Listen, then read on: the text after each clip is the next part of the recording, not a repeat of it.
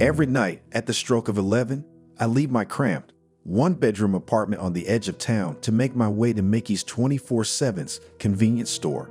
Tonight was no different. As usual, I'm the only living soul on the pothole-ridden streets, save for the occasional mangy alley cat on the prowl. Working the graveyard shift at Mickey's wasn't my first choice.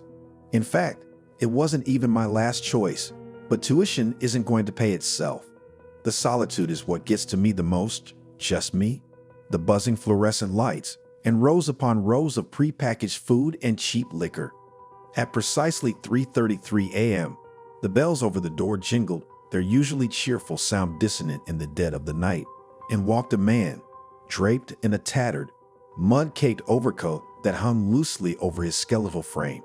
His face, partially hidden beneath a weathered fedora, was a gaunt specter, pale with hollowed eyes that stared unblinkingly ahead. He carried an aura of malevolence that filled the room, making the air feel heavier. The fluorescent lights flicker and buzz more urgently. As he walked, his shoes squeaked on the pristine linoleum floor, leaving a trail of dirty footprints that gradually darkened to a sickly, rotten black.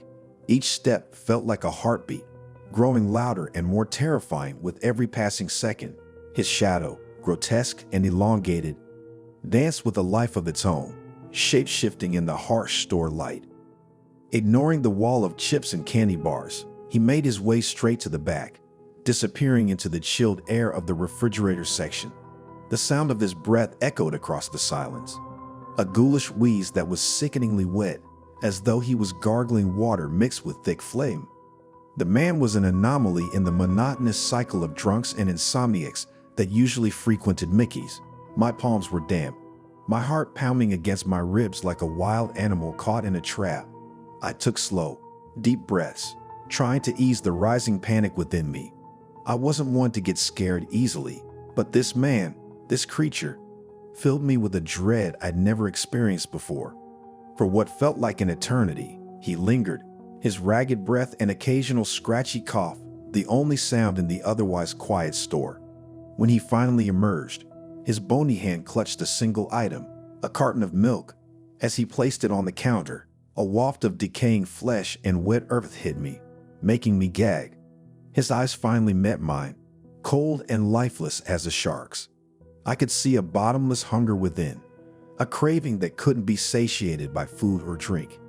It was a void that yearned to devour everything it came across, a dark abyss that threatened to swallow me whole. Every instinct screamed at me to run, to leave the money in the till and get out, but I was trapped, stuck in this late-night nightmare, with a tuition bill hanging over me like a guillotine. I tried to steady my voice as I announced the total. As he reached into his pocket, my heart pounded even harder. His hand emerged holding a few crumpled bills, but beneath the bills, a metallic glint caught my eye, a switchblade, hidden, but unmistakably there. Time seemed to freeze, my life hanging in the balance, dictated by the actions of a stranger. My mind raced, formulating a plan. I needed a weapon, something to level the playing field. The milk? It was my only chance. As I reached for the carton, I deliberately knocked it over, the liquid splashing all over the counter.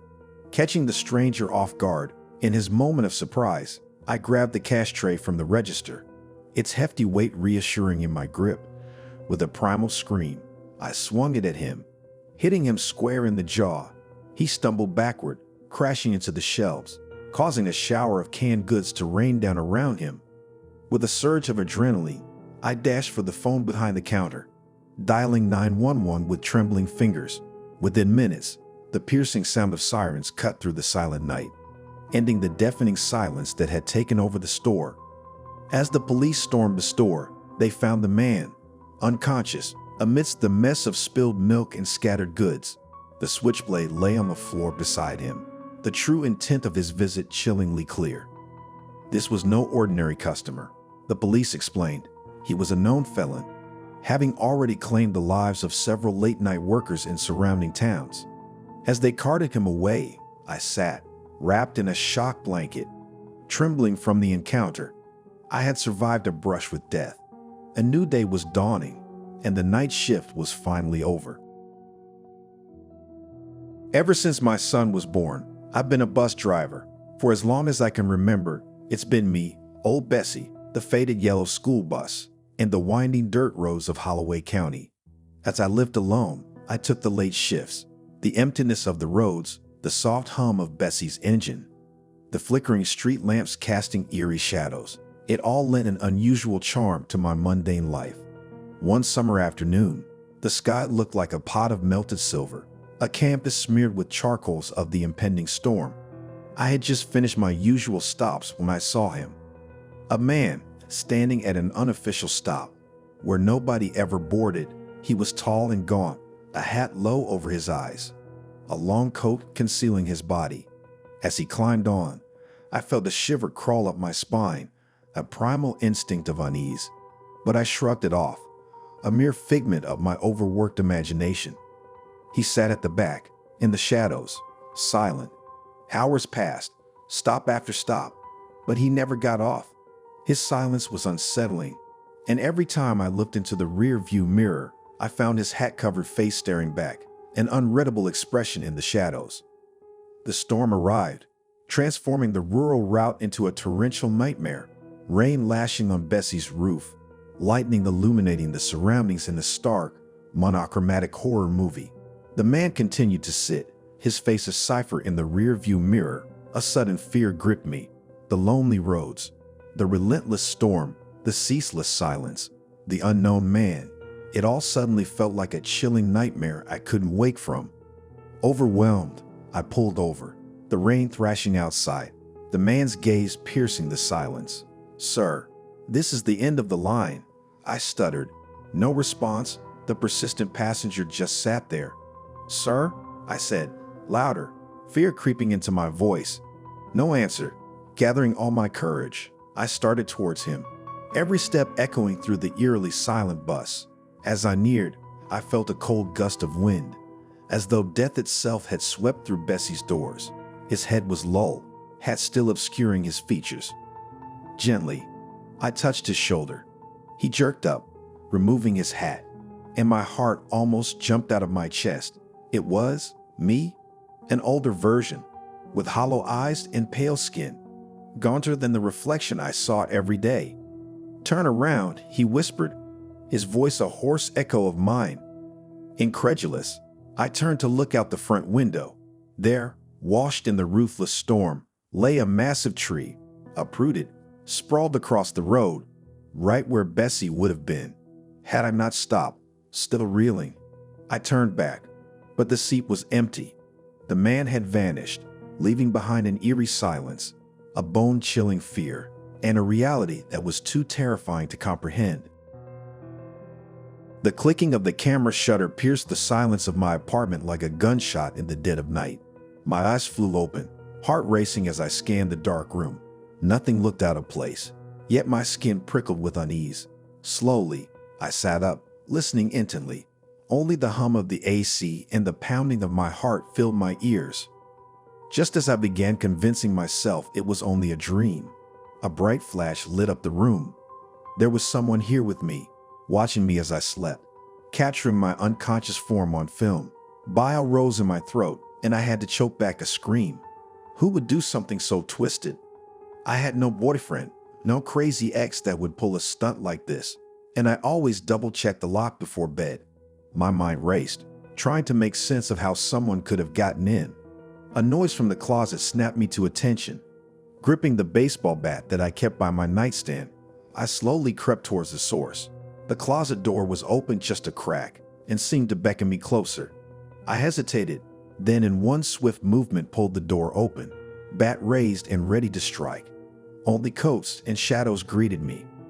Turning in a slow circle, I searched every nook and cranny of my apartment, finding no one. Yet the feeling of being watched persisted.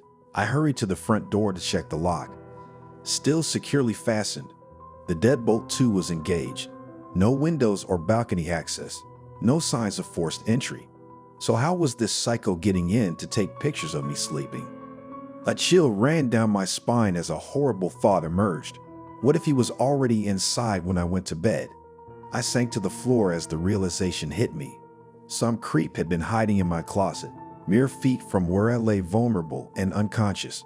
Bile rose in my throat as I imagined him leering over me, camera in hand, reaching out to touch me as I slept.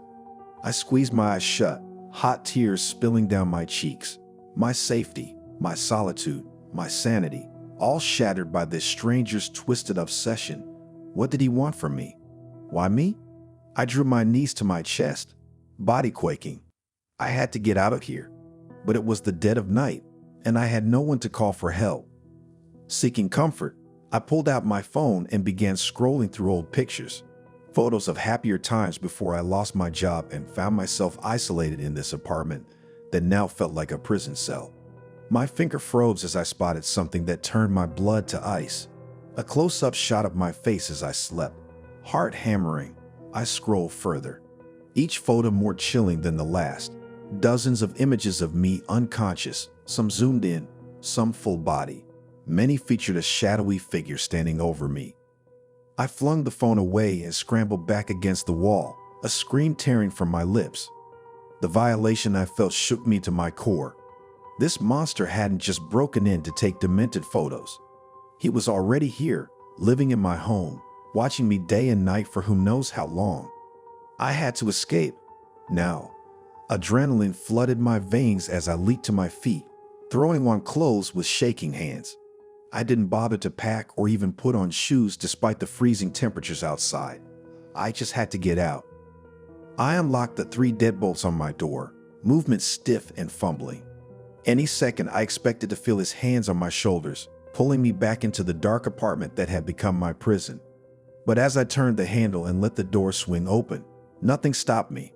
I stumbled out into the hallway, breath coming in ragged gasps. At this late hour, the halls were empty, filled only with menacing shadows. I broke into a run, bare feet slapping against the cold, hard floor, still unsure if I was being pursued. I raced for the stairwell, taking the steps 2 at a time before bursting through the exit door. The rush of cold night air felt like salvation. I paused only for a second to look back towards the building that had become my own personal hell. What I saw made my heart stop. In a 4th-floor window, a silhouette stood staring down at me. My mind spun. Had he been there all along? Peering out over the unsuspecting city, bile rose in my throat as I realized he was never in the apartment with me. He didn't need to be, when he could simply watch my every move through the lens of a camera. I took off, running and slipping on icy sidewalks. I had to find help to escape the nightmarish violation of my life. As I fled into the unknown, tears streamed down my face, and a chilling mantra repeated in my mind. He's always watching, always watching, always watching.